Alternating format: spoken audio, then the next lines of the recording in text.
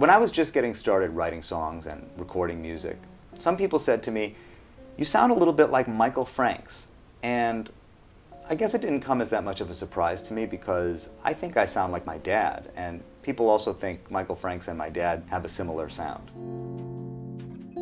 I hadn't really been listening to them much, Michael Franks, although I did have one record in high school that was really important to me, an album that he made called Dragonfly Summer.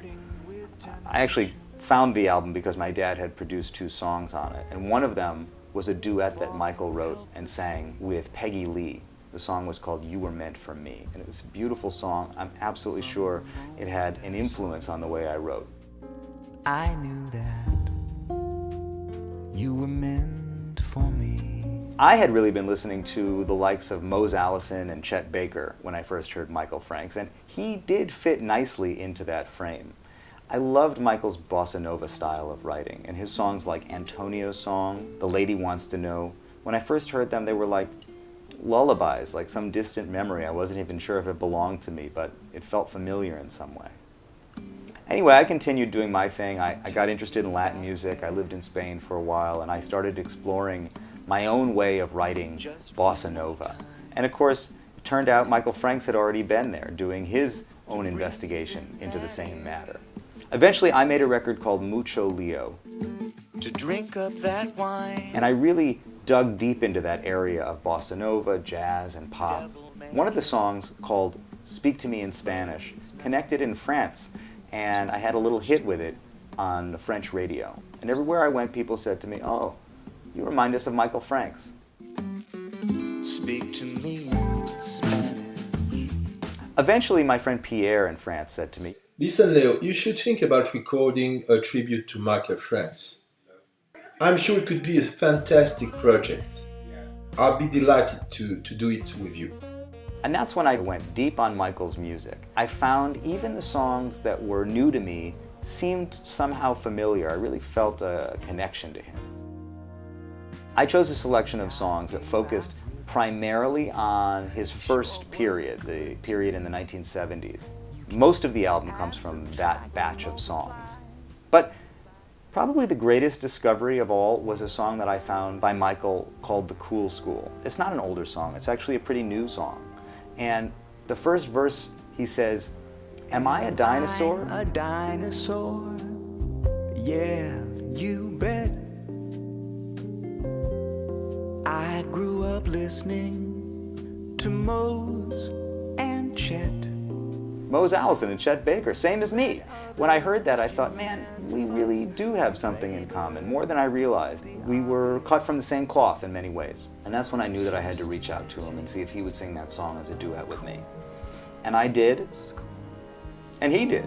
First, graduate from the cool school. Even though it was the last song that I found for the record, it really became the anchor point, the touchstone for the whole thing. And I loved the image of the Cool School, both for personal reasons and also because it seemed to sum up his whole worldview. Aside from being a great song, the Cool School seemed like the right image to capture both Michael's songs and my rendering of them as well. And rendering the songs was a journey. I started out recording my little demos of Michael's songs here in my studio in Brooklyn. It's a way of working that's become pretty familiar to me. It's kind of a one-man band routine. I play drums and bass and guitar and keyboards and I sing. Lost your toy, lover boy. Then I started to dress up the tracks. I invited some friends. Michael Lenhart, John Ellis, Ryan Keberly, Bryn Roberts, and Lage Lund all came by and brought some elegant sophistication to the music. My friends Alexis Quadrado, Ricky Peterson, Al Falashi, and Joy Dragland all made me look good. Then I got on an airplane and I went to Paris. And that's when this sort of mysterious, exotic element in the record really started to emerge.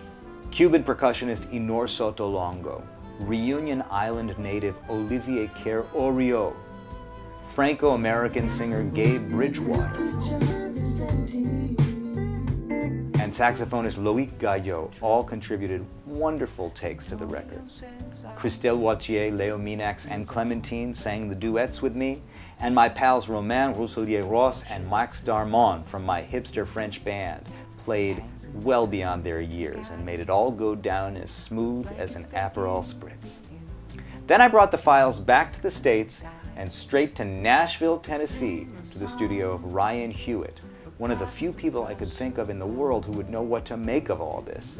And he did. He mixed the record so beautifully and made the whole thing shine.